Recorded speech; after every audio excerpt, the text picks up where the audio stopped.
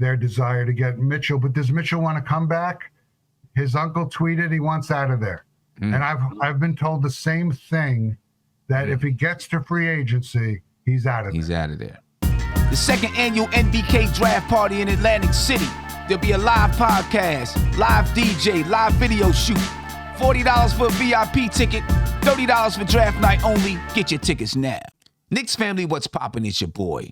There's a link in the description of this video where you can make your purchase and get all of the details for the draft party in Atlantic City on June 23rd and 24th. You have until about June 20th to make your purchase, so make it soon. If you have any questions, you can hit me up on my email or leave it in the comment section. Now, let's get to the video. I know you did an article about the Knicks and Mitchell Robinson being, kind of far apart in negotiations. Is it still the same? Any updates? Listen, he can average more than $14 million a year. The Knicks could give him a contract extension that would get him to $13.4 million a year. And I just wrote it, it was just posted, the story, and I may have said it on a podcast, but Detroit falling to number 5, they were like in that range where they would be a top 3 pick with the odds. But at the lottery, they fell to 5. And they're no longer going to have a chance at Chet Holmgren unless they trade up.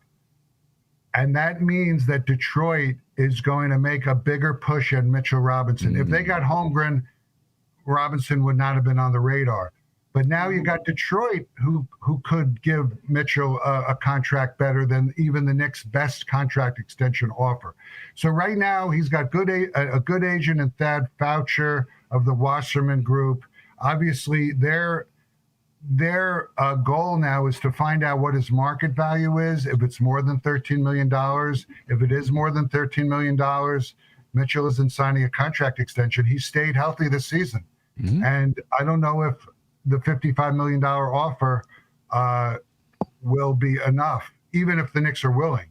And listen, I pointed out in the story, the Knicks realized when they were at the top of their game last season, Nerlens Noel was the center and not Mitchell Robinson. He was rehabbing his broken foot.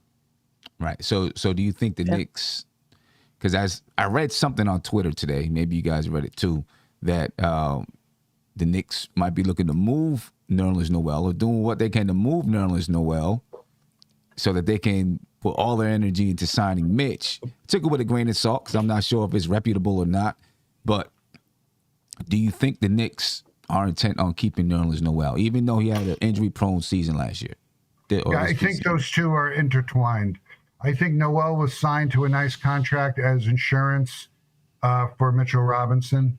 And yes, they're definitely willing to trade Noel for sure if they could get an asset back. And then Mitchell becomes a little more important in their plans. But Jericho Sims is a player. He's a rotation player. They gather that after the All-Star break.